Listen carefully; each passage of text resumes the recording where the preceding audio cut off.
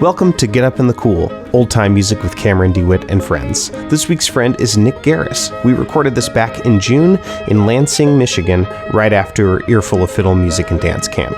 And this is a dance episode, so there is an accompanying full video version of this episode on my YouTube channel. You can find a link to that in the show notes for this episode. Some quick announcements before we get started. My old-time trio, Tall Poppy String Band, is touring Colorado next week. Come on out, and if you're not in state, tell your Colorado folks that we're coming through. You can find more info at tallpoppystringband.com/shows, and make sure to follow us on social media for updates. We also just released our debut album this last Friday, July 29th, so listen wherever you get your music, and if you write reviews or book for festivals, let's talk.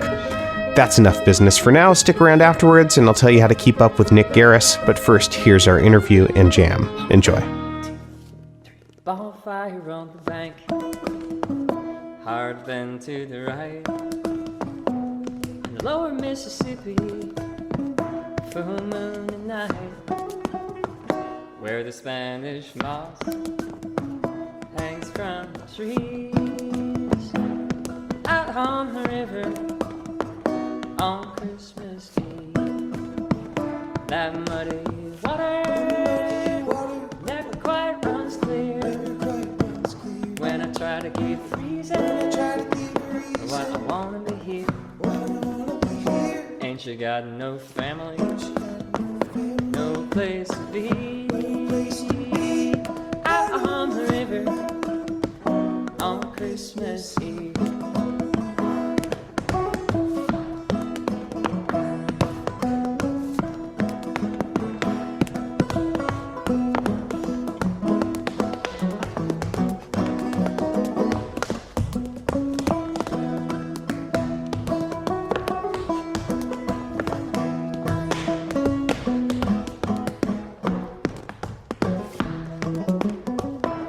See the reflection on this clear black night, watching the shoreline roll in the sight. I just wanna hear steam, I just wanna feel wind, see the big man arm come around again. That muddy water never quite runs clear. When I try to give the reason why I wanna be here. Ain't you got no family, no place to be. Out on the river on Christmas Eve.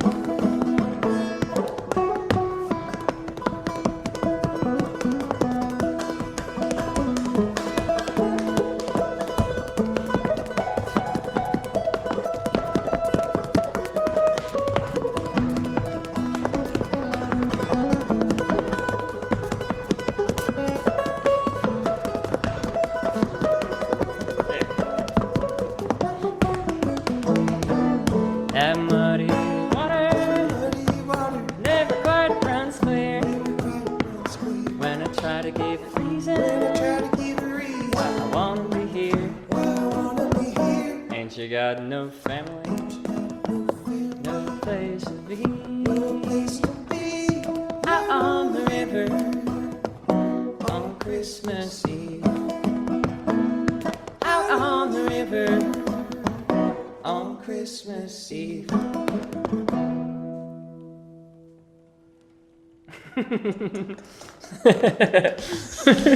Nic Gareiss, welcome back to Get Up in the Cool. Thank you so much, Cameron. Far away Thank you. over here. Oh, thanks for having me back. What did we just sing? That's a song called On Christmas Eve. It's written by John Hartford, and I learned it from former guest of the show, Rachel Bayman, Oh, good. from their great 10-string symphony album. She danced on that record, and I was like, oh, this is so great. And then tracked it back. That song was was kind of a turning point in my relationship with John Hartford's music. I actually saw John Hartford when I was really young. Saw him dance and play, and it was not until encountering that piece that I was I was like, oh yeah, there's something really, really interesting that inspired me to dig deeper into his music and dancing, and the way that those two things are kind of always braided in a gorgeous way. Yeah. And his singing as well. Did it make, well, first, what was it that was different about this one? And did it make you go back and listen to stuff you had maybe not dismissed, but not given a deep listen before? I think it was his facility in choosing the particular feel, like to dance and play in the feel of that song, which seems like it was a contrast from some of the other work of his that I'd heard. And then just like, for people who maybe don't know, John Hartford, was kind of constantly moving. He was making music with his feet as he made music with his body. But you could also argue that he was constantly like, he was dancing with his body. I'm not trying to create a music dance dichotomy. I'm actually trying to erase music and dance binaries in my life. But yeah, as a mover and as a sound maker, that piece was just it was a thing. It was a moment for me that I was like, oh, I really need to dig into that. And then I also have this, on a more personal note, a kind of preoccupation with and curiosity about the mythologies and lore around, especially in the global north, around the like shortest days of the year, and what we create to make meaning around that time, and the way we're trying to beckon back, certain feelings of warmth and conviviality. And there's so much material and so much culture produced around that. There's some kind of human need around that. So that song really fits into that. And maybe I like it because it's more of a soloistic way of celebrating that time of year and chasing your own pleasure. Perhaps refusing in some ways the notions of home and family and perhaps nation that are like all tied up with like those holidays. So I like that, and I felt like kind of connected to that. I felt like I could live in those ideas. Yeah, well, you sent this to me a couple weeks ago, and I was listening to it, and I was like, yeah, here's a person who is following some sort of inner calling and is being questioned for it, and is saying, I don't know what to tell you. I want to feel it. Yeah. And it's like, that's the best explanation I can give. Yeah. And they're like eschewing all of their like sort of the social contracts. Yeah. In order to do what they need to do on Christmas Eve. And for me, like, I don't want to give up the impulse to mark those days. Yeah. I want to find ways to make meaning, on the shortest day of the year and the longest day of the year, on the new year, the first of the year, the last night of the year. But I'm trying to figure out like anti-normative ways to do that. Sure. And ways that are expansive and inclusive, and that I can, be the like queer celebrant that I am in those times. It reminds me of there was some Sufjan Stevens interview where he talks about Christmas during college, and how he would just spend his Christmases completely alone in his room. Yeah. And I remember thinking about that at the time and just being like, wow, that is, what's going on? I want to know what's going on in that room. That must be so special and maybe difficult and bizarre. And I feel like this song captures some of that. So when you're saying normative ways, you're saying, like, I guess the obvious ones would be Christmas, the tradition, and all the things that you're supposed to do, and all of the biases we're supposed to confirm around Christmas time. Yeah, absolutely. Yeah, and you're saying you don't want to give up marking what's like the... Yeah, but I don't want to do it with a monogamous partner. I don't want to build a state, capital S state, during that time. I don't want to be part of some kind of economic boom season. Those are all things that I want to critique or not be part of or divest from. Yeah. But I don't want to give up the energy or I think what is a human impulse, especially in where I come from, to celebrate those short days. Yeah. And I also think there's something about that song that is connected to to work and to workers, celebrating, finding ways to make that happen, in the sense that maybe the person who's singing that song is perhaps working on this riverboat as well. It might not be a pleasure cruise, it might be a work engagement. So yeah, those are all things that connected with that song. Yeah, what a song that it's so dense with meaning. Not very seasonally appropriate, No. but yeah. We just got done with the 14th annual Earful of Fiddle. Yes. And it was our first one back. Yes. And as far as we know, no one contracted COVID. And I want to say thank you for conducting the safest group experience I have been to that involves indoor spaces, like since all of this got started. And seemingly without sacrificing it didn't feel any different, other than I had to infer facial expressions from eyes when I was inside. But I didn't feel like I missed out on anything because of that. So thanks for doing that camp and doing it in the way that you did. Thank you. It's not a question. It's just a thank you. I want to say that on record. Yeah, thank you. Thank you for being part of it. You're part of that community and some of our first times making sounds and movement together. We're at Earful of Fiddle. We had a lot of discussions about how, even though perhaps many of the spaces you might walk into in our daily life in here in what some people call the United States, maybe people aren't thinking so much about COVID safety. We have members of our community and members of our world for whom contracting COVID would actually be a really intense and perhaps life-threatening experience. So we were trying as much as we can to make that space as inclusive for all abilities, all immunostatuses as possible. And those folks were able to join us and hopefully, find some pleasure and some joy and some fun. Yeah. And it was really special. It was an incredible assemblage of artists, an incredible assemblage of students. And making that camp is an utter joy and something I always learn something from and am challenged by.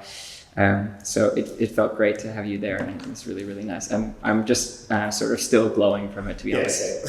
Yeah, we just left this morning. Yeah. So, along those lines, like even before COVID,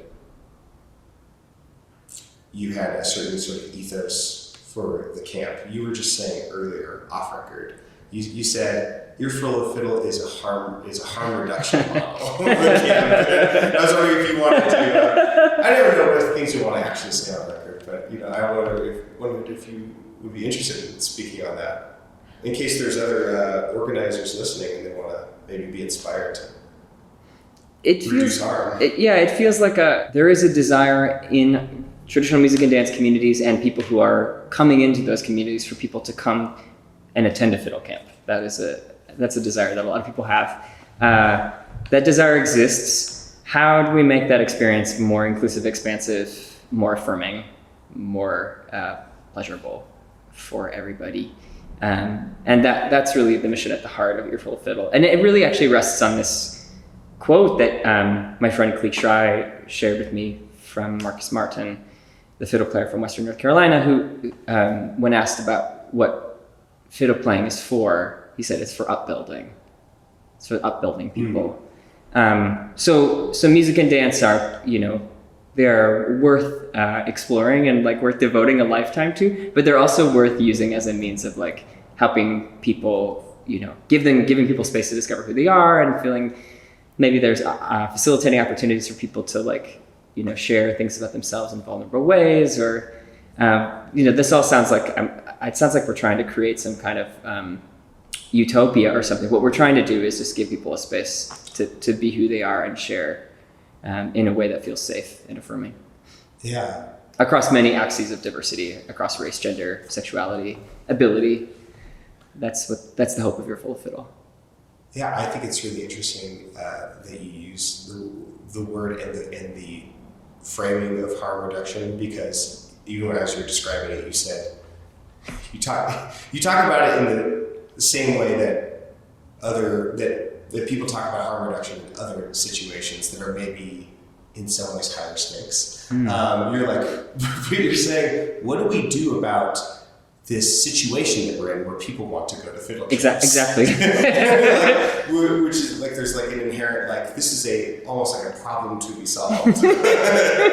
I'm not trying to pathologize the impulse to go to fiddle camp, but I am speaking from personal experience, and I think other perhaps listeners can relate to the fact that there can be harm caused at these camps, and questions around like access and the material implications about who gets to go and what kind of experience they have, and all those things are part of the grand question of this strange phenomenon of fiddle and dance camp. So Earful of Fiddle, for over the past 14 years, has tried to figure out how to share accessible traditional music and dance education for the upbuilding people, for all people. Yeah. That's the heart of it. That's the hope. I've been thinking about this lately, thinking about my experience when I moved from Philly to where I live now, and how maybe I don't want to call anyone out. What I'll say is thinking about there will always be sort of vibes at traditional music gatherings. There will always be cliques. There will always be kind of like funny, uncomfortable moments, or uncomfortable moments that like actually really hurt. Like, well, the ingredients will always be there, rather.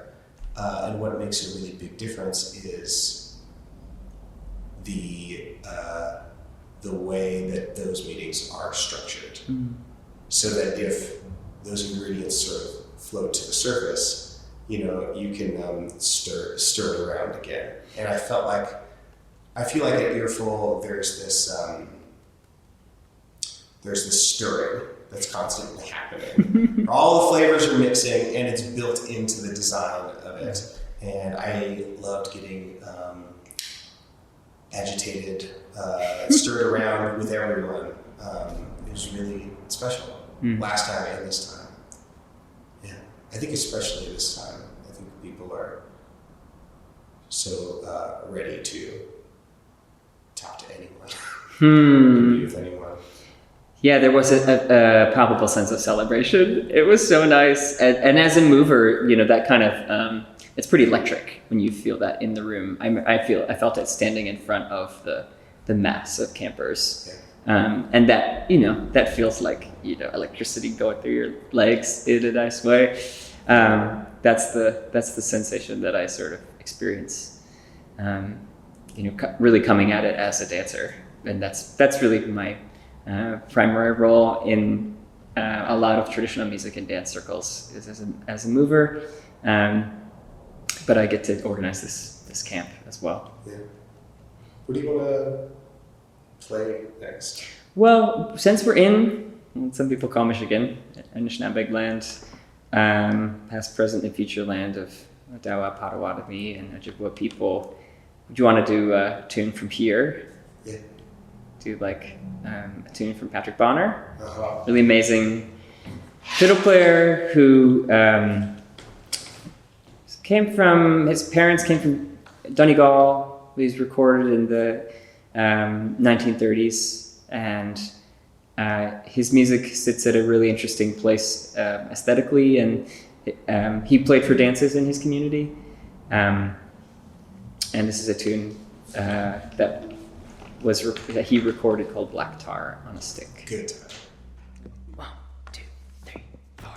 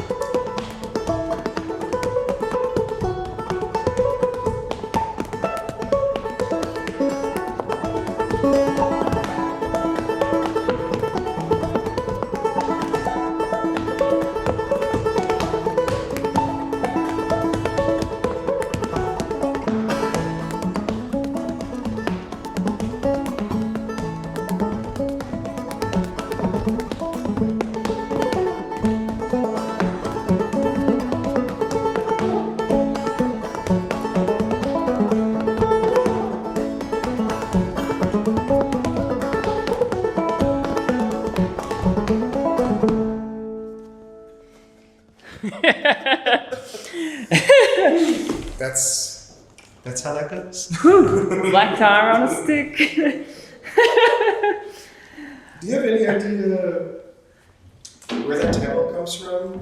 I think it's a nautical reference because Patrick was from Beaver Island, so there would have been a tradition of Great Lakes sailing going on around him, and that, you know, and black tar, you know, there's like a reference and archetype around that in nautical themes. Yeah. Gotcha. Yeah, where is Beaver Island? It's off the west coast of Michigan, in Lake Michigan. Okay. Trying to imagine it. Yeah. Okay. Up here. Yeah. Hold up there. Yes. Okay, great. Yeah. Cool. And long history of like Irish American settlers there, as well as Mormon settlers. Yeah. And a kind of conflict. Yeah. And then lots and lots of Irish American folks who were on that. And so that's, you know, it's interesting because that was a place where musicians were recorded. Ivan Walton and Alan Lomax went there and recorded there. And Patrick Bonner was one of the musicians they met. And there's this really cool body of tunes of Patrick Bonner's that I've been trying to get inside them a little bit myself, just over the last 2 years, because I don't live with a fiddle player. And I've been trying to think about like how to like have that melody or those melodies still ring in the dancing that I do, even though there's no one with a bow in my house. And thinking about also how to have like a relationship with this fiddle player, this deceased fiddle player across time that feels like a little bit queer. Across time, but not across much space. Exactly, yeah, from this area ish. And thinking about how to like get inside the bowing, especially like sort of let the bow arm inform what happens on the floor. A lot of that has to do with trying to hear his ornamentation, that and the way that he bowed that. So I'm curious, like technically, what kinds of things are you changing in order to play along with, at least with Pat Bonner's, maybe not my black tar on a stick, but Pat Bonner's black tar on a stick. What kinds of things are you adjusting in order to match up with what he's doing? You know, like how would that be different from other Midwestern fiddle traditions or Southern Appalachian stuff or Irish stuff? Like how are you mixing that stuff? I think there's an invitation with Patrick Bonner's playing to draw from many different percussive dance vocabularies, which is something I'm interested in doing anyway. Yeah. Really following, you know, the work of a dancer that I met when I was a teenager named Sandy Silva, who worked ethnographically and let a lot of different dance practices have a dialogue within her own movement. And that she somehow managed to create like really path-breaking contemporary work that is both ethnographic and auto-ethnographic. So there's like herself in dialogue with these traditions. Of course, too. yeah. So, you know, kind of meeting Sandy and thinking about like, what are the rudiments from different percussive dance practices, whether that's Irish step dancing or Appalachian flat-footing or percussive dance from what some folks call Canada, Shanos dancing, you know, what rudiments make sense with that particular melody, because there's no film of anyone step dancing that I'm aware of. I've not discovered or been made aware of any film of anyone step dancing on Beaver Island. So I'm thinking about like how to like get inside that music through literally through the sounds of the bowing, and then imagine what the dance practice is like. Reverse engineer. Exactly. Yeah. Exactly. Cool, fun. And so part of that is like, you know, there are certain things that he'll do consistently, and trying to really listen to those things and follow, but then also thinking about like not just following the melody, but actually kind of becoming the melody and duetting with him. So for example, in the B section of that tune, there's this, I'm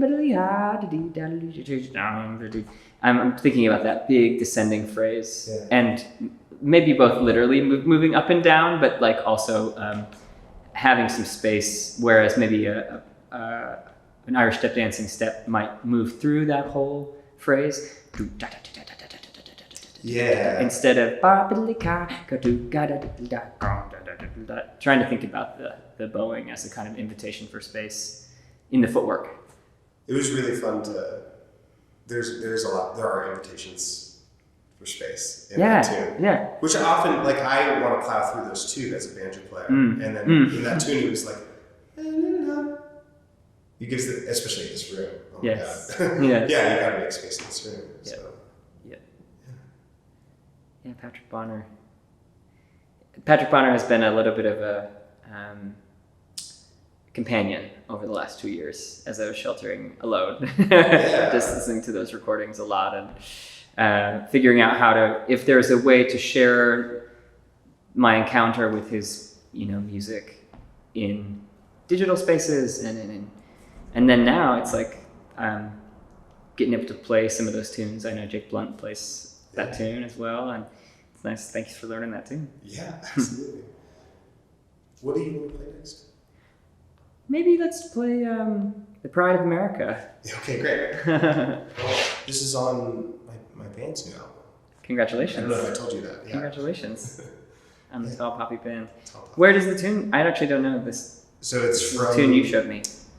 Yeah, it's from the Hamlin collection, which is this. It's this family. They have this transcription. All of their tune transcriptions in this book. There's no audio recordings of them, just the dots and lines. And there are some really cool tunes in there that don't seem to exist anywhere else. Thank you for learning it. Of course. Yeah, thanks for showing it to me. It's such an evocative title, Pride of America. Like, it makes me think, there's so many things that it conjures. Yeah. It's June when we're recording this. So. I know. I was thinking about that. I was thinking about thinking and trying to read more around the contributions of Black and brown trans women and sex workers, who are really the reason that we celebrate this month. And then also thinking about, I think it's Michael O'Rourke. He's an Irish queer theorist who has always said that he finds we have a much greater theoretical obligation to revalue shame than pride, which I think is a really interesting idea and one that definitely resonates in some ways. We can learn an awful lot about shame. Yeah. And then the only other thing I was going to toss out is that I've been reading some more work by Eli Clare in the kind of intersection of disability studies and queer studies, and they talk a lot about witness and pride and this distinction of being witnessed and having having pride and what we really need in this moment. And I was just thinking about all that. As I was trying to learn this tune and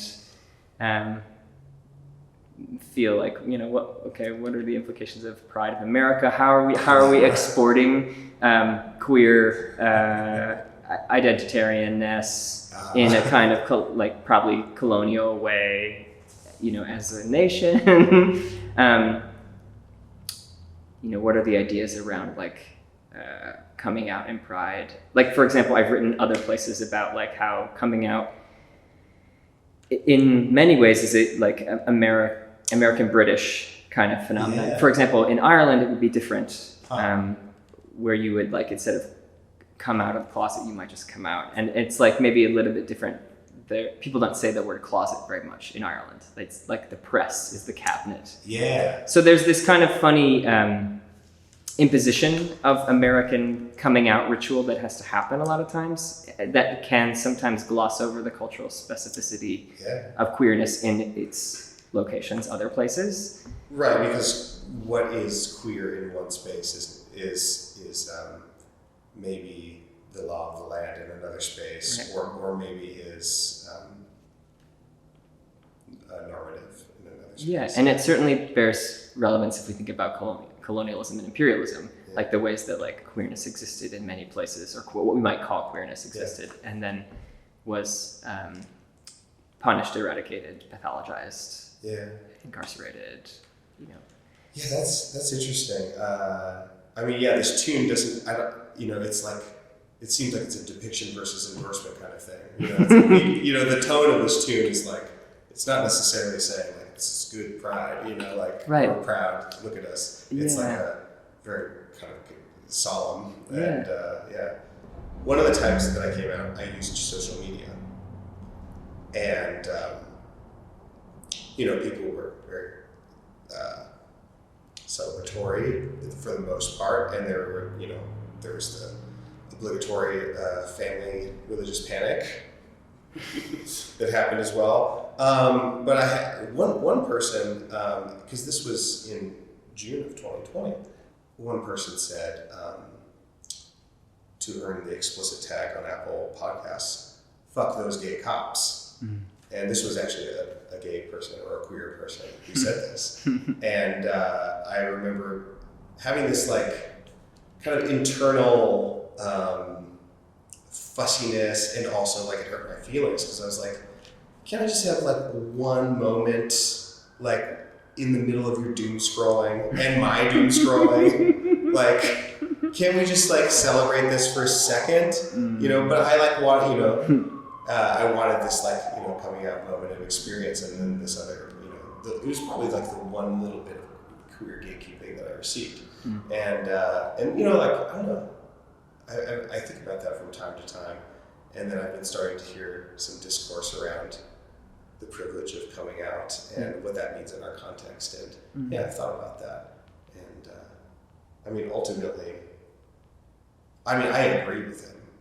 Yeah. But I think he was trying to kind of be this is not what matters right now, Well, and there was a lot of discussion, I remember, in June 2020, and continuing about about police presence at Pride, and the fact that that Pride was initially about police brutality and about a refusal to be subjected by the carceral state. So wow, that's really intense. It's kind of an interesting, sensitive moment that I think about a lot, and that has become valuable to me. Pride of America. I'm still glad I came out then. Met a lot of cool people that way. I'm happy for you. I'm so glad for you, actually. In utter sincerity, I say that. Let me tune real quick.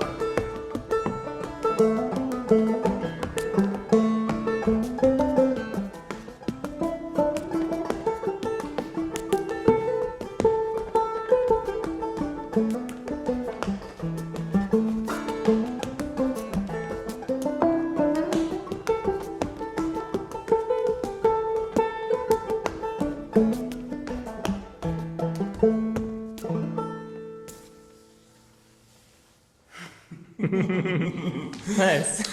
When you started that halftime groove, I was like, where are they going? What are they going to do at the top of the beat part? Yeah. Was that before I kicked the chair or after? Before you kicked the chair.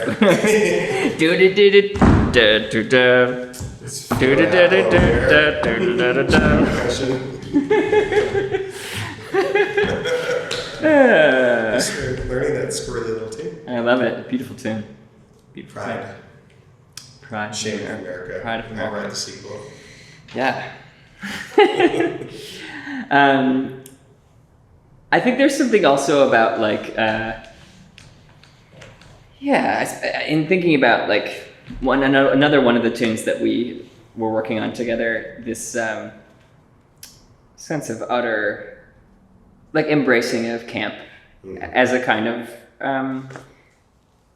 a form of resistance, not the only form of resistance, but a part of that. That makes me think about like the Rhode Island Regimental March. It feels connected to that in some way. Yeah, we should do that next, and you should tell everyone what you told me and the class that we taught together, like why you specifically chose this tune. I thought it was well, the tune interesting. I think was found by Armand Araman and Benedict Gagliardi, who are former guests of the show, and have a great duo called the Fox Hunters.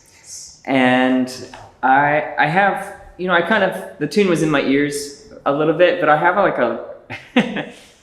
it's like, oh, too bad about that title, that tune. I have like a kind of, I have like an aversion to anything. It's called the Rhode Island Regimental March.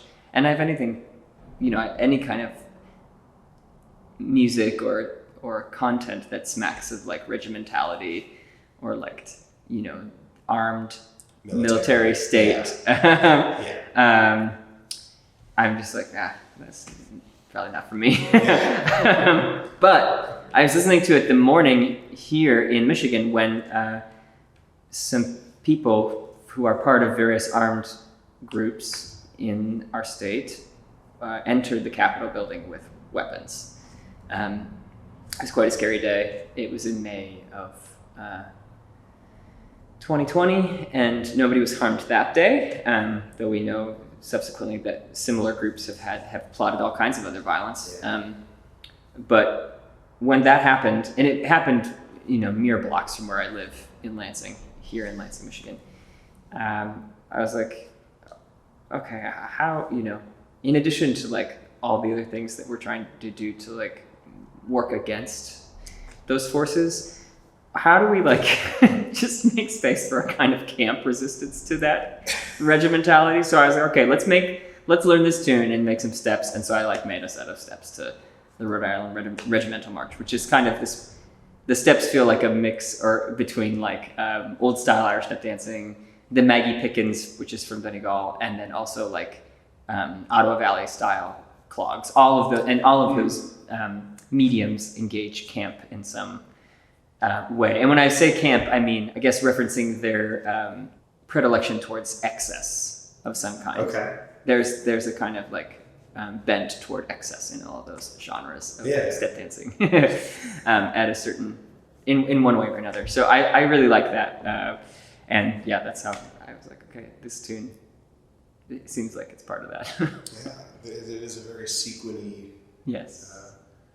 Sequiny arrangement and tune. Yeah. Over the top. That's hilarious. Yeah, it kind of reminds me of, have you ever seen the Mummers Day Parade in Philadelphia?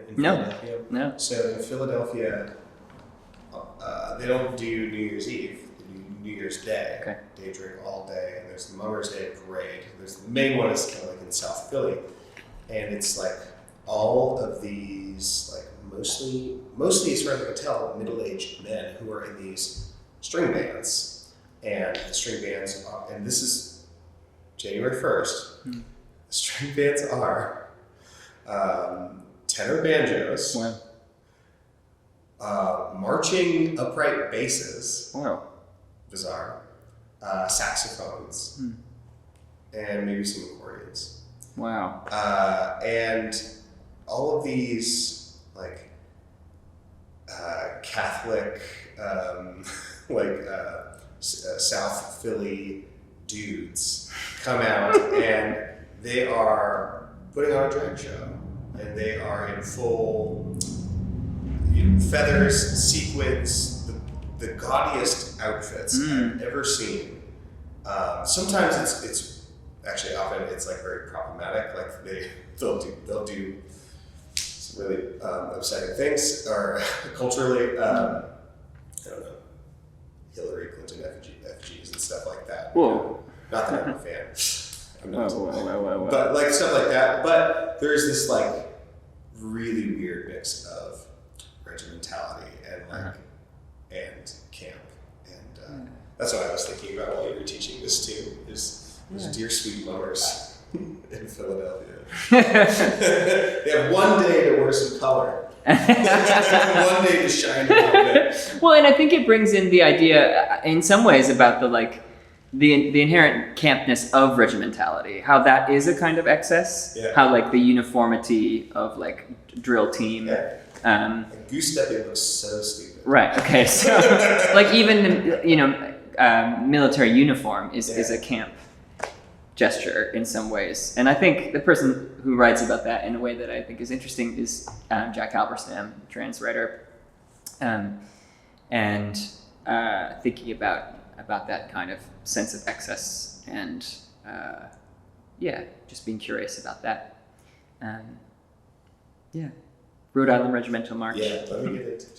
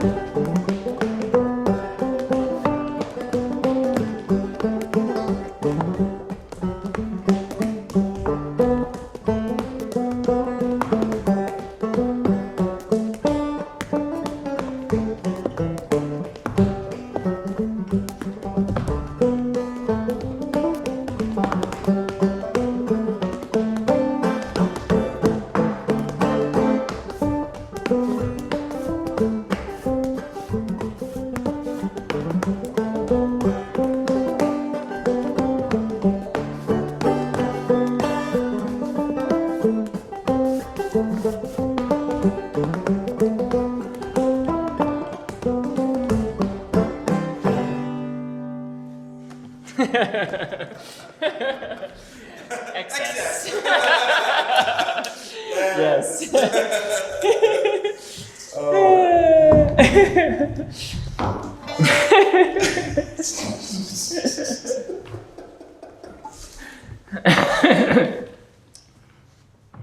Yes. Yeah. I can't think of any other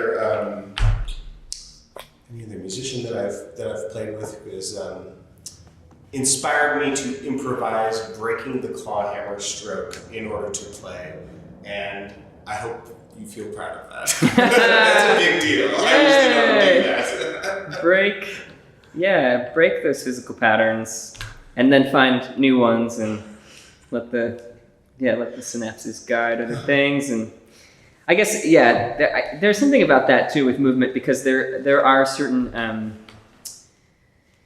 there are conventions within percussive dance practices, and I've been thinking especially about like within what's become kind of collated as flat-footing technique. You know, the way that certain rhythmic ideas are actually really hard to accomplish. Even like some bowing patterns that are perhaps a little bit syncopated, or there are some anticipations. It feels like the last 2 years is another one of the things that I've been trying to work on with my students, and I just want to say thank you if my students are listening, to people anybody who's taken a Zoom lesson or tuned into a live stream, or it means so much, and also is buoying in more ways than one. So thank you everybody who's engaged just digitally over the last couple of years as we're trying to figure out how to continue to share what we make, and also to continue to subsist in what's been going on in the last 2 years. But especially thinking about my students who wanted to learn their Appalachian dance or dance from the Appalachian region, and thinking about how to possibly find things in what I've received as a non-Appalachian person, and like figure out like how do I encounter this music in the way that makes sense to my ears, and the way that makes sense to the ears of the people I'm collaborating with. And it does involve some breakage. So for example, like one of the bowing patterns that I find is challenging is do-ga, gi-da. It's in so many phrases, so that, you know, this walking step that we're so familiar with, do-la-ga-di-ga-da-ga-do-ga-da-ga-dum, is the way that a lot of it gets finished. But da-ga-di-ga-da-ga-do-ga-gi-dam, there's ways that you can kind of subvert that. It reminds me of what you're talking about in terms of breaking the stroke of your own practice. Yeah. I'm trying to figure out that's an important rhythm. Very important and very prominent. And none of the flat footing that I received as a student, you know, and as a child and teenager, was imitative of that particular. And not to say that everything has to be mimetic. But I'm interested in trying to kind of have a pretty melodic approach. I have a sort of like obsession with melody and melodies, as you probably noticed. I can hear him. He's right there. Thanks.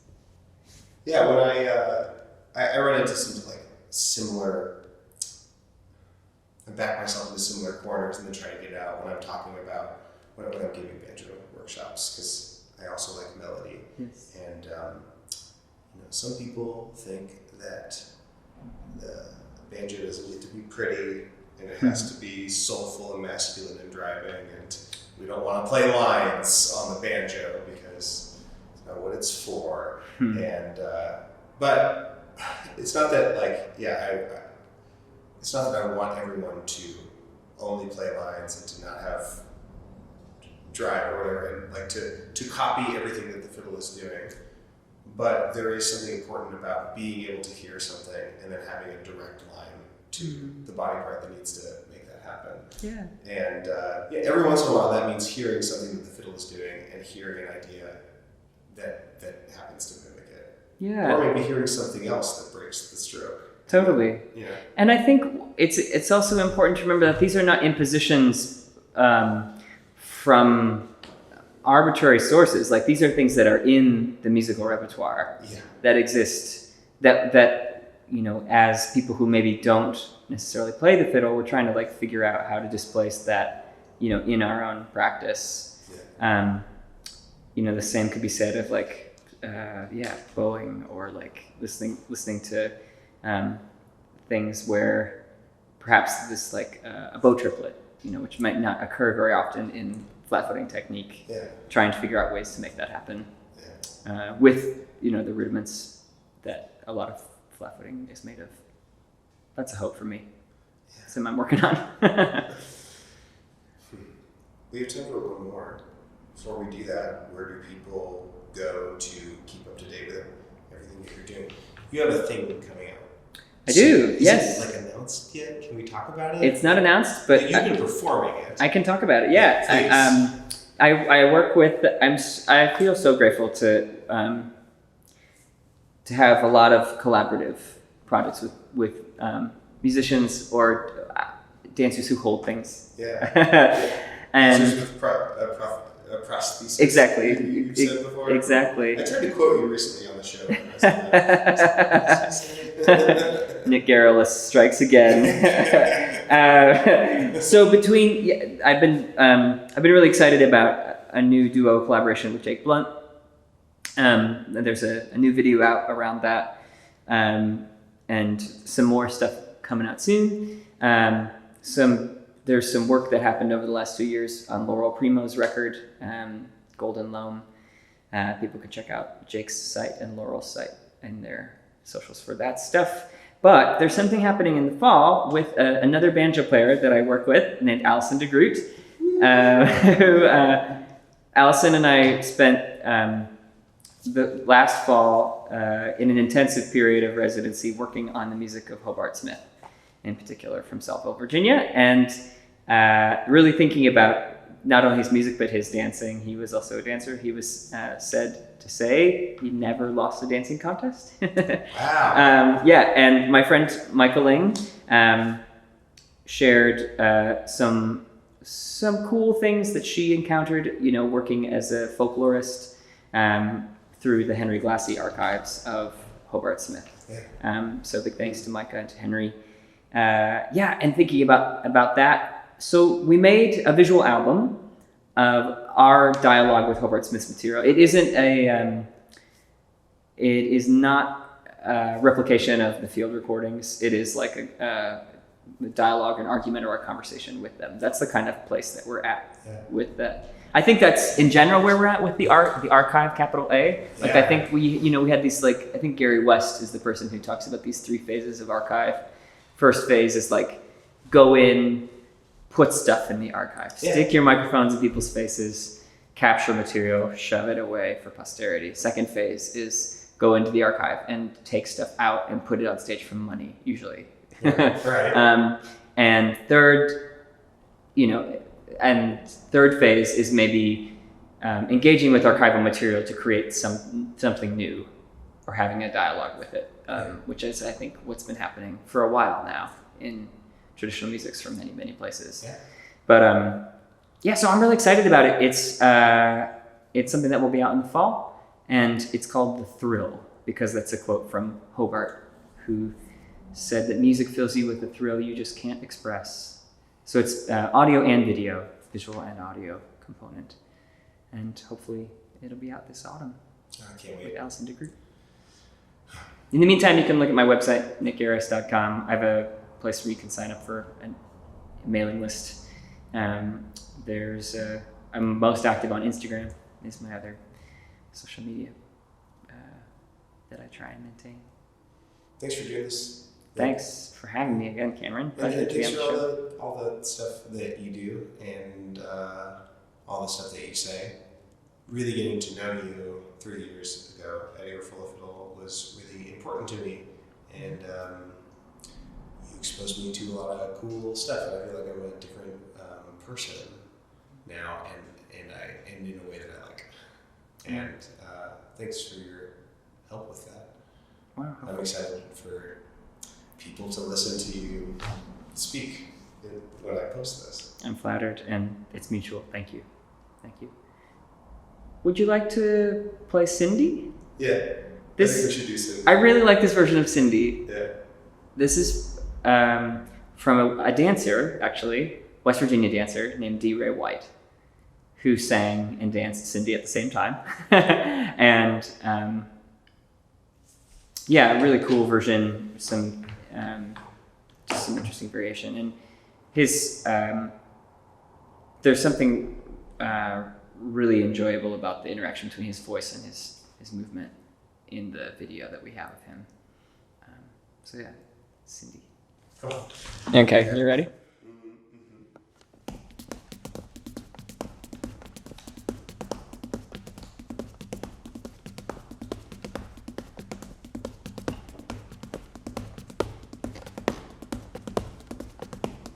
Wish I was an apple hanging on that tree. Every time that you would pass, you'd take a bite of me and get along home. Get along home.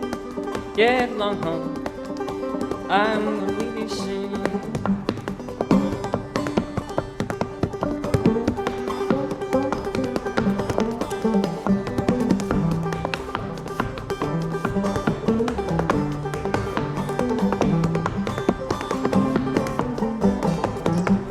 Wish I was an apple hanging on that tree, and every time that you pass, you'd wave at me. Get along home. Get along home. Get along home. I'm gonna leave you soon.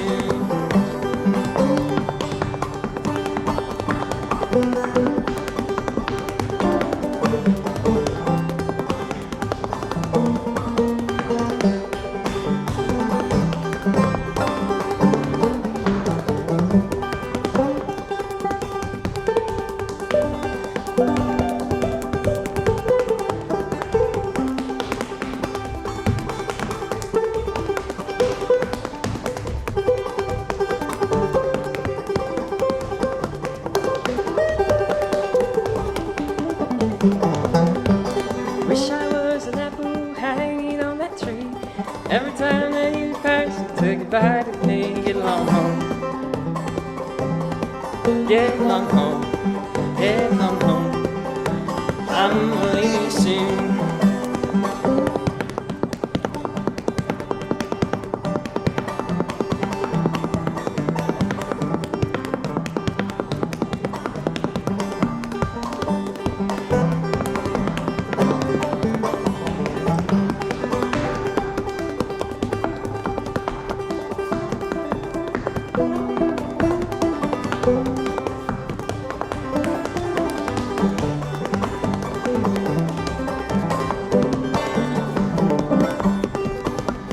Wish I was an apple hanging on that tree.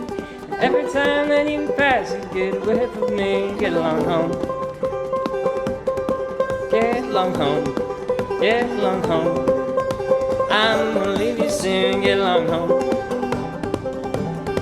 Get along home. Get along home. I'm gonna leave you soon.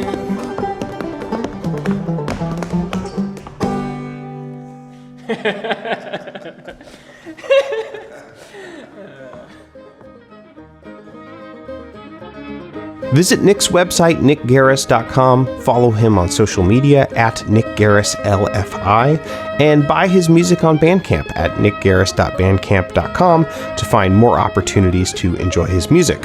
Also, that's the best way to hear news about The Thrill, his visual album of Hobart Smith music with Alison DeGroot. You should also check out his band This Is How We Fly, thisishowwefly.net, at This Is How We Fly on social media, and thisishowwefly.bandcamp.com for their albums. And finally, check out earfuloffiddle.com and follow them on social media.